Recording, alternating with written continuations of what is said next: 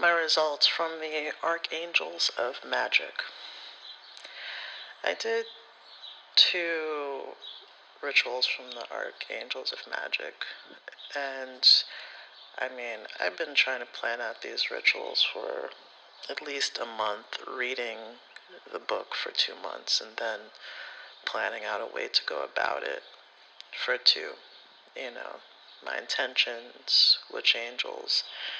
And then I got to the bottom of the manuscript, and there was the ladders ritual, and the advanced ladders ritual is what I wound up doing because it was a combination of many angels.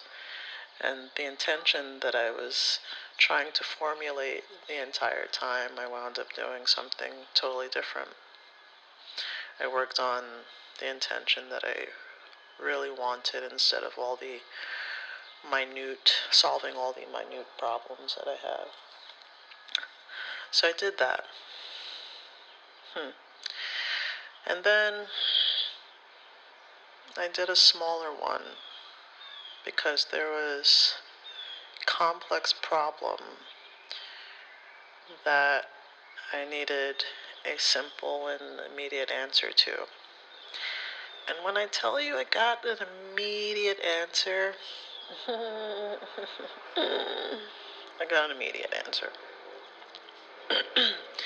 And it was so in my face, and when the answer came to me, I was like, holy shit. Holy shit. And I know magic works, but it's like every time it really pops in or it shows up, it's like, wow. I feel so graced. It's like, wow. Now, the funny thing is, and it could be like, working on how they work on the past, present, and future to form everything and how everything is already written and predetermined. This could be one of those things because this is based upon a situation that I've newly been in, and I knew one of the ladies did what she did as a profession, and I didn't pay it any mind before. But once I performed this ritual, it was so evident. And she couldn't directly help me, but as I was like, oh, she's it. So I honed in on her, and I kind of got in and, lifted up the cover, or the hood, lifted up the hood, and started tinkering around and asking her questions. And then she relayed the gem that I needed. And I was like, whoa. I felt so good to be aligned to a riddle I could not figure out. It was like, what is the secret of the universe? Bam. Okay. And, yeah. So I felt good about that. Now, the ladders ritual is dealing with so many different angels. About 10, yeah. And, in the book they prepare you. You may feel something, you may feel nothing. You may feel a tingle, you may feel a jingle. You may feel compelled to change your wording. You may, And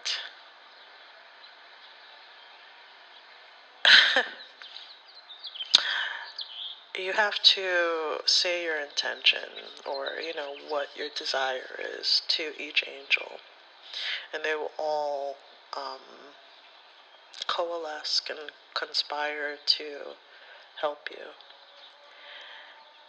And when I asked the first angel, I started to furiously cry. I didn't know I had such triggers about this desire. And I even get emotional now. Oof.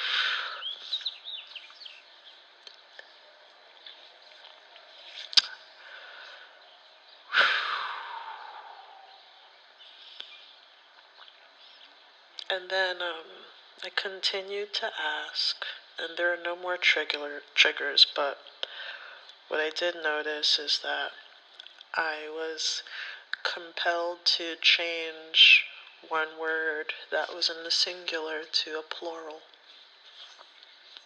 And, yeah, that was it. And I completed the ritual, and it was done. And I did it the right way. Like, there's an opening, and I usually don't do everything the right way. I usually kind of skip over things, but I went about it the right way. Opening, closing, took my time. I didn't do incense and candles as I usually do, but I did it.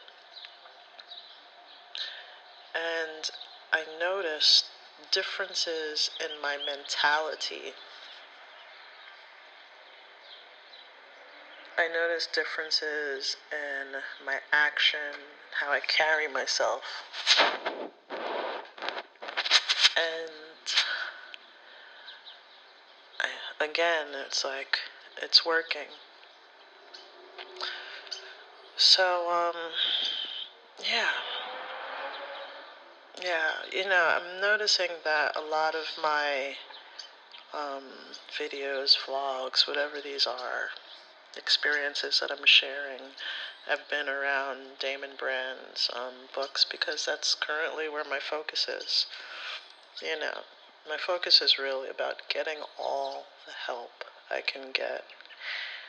And this Angels of Magick one wasn't one that I was initially drawn to. It's like, let me get the wealth, let me get to this. But he made a point. He said, there are certain things in your psyche that you may need to work on before you can have the wealth you desire, because, there's a reason you don't have it, or there's a reason why when you do get it, it slips away from you. So, and I took that home and said, okay, let me work on the things that need to be worked on so that I can achieve the position that I'm looking for in my own personal universe. So, yeah, there's that.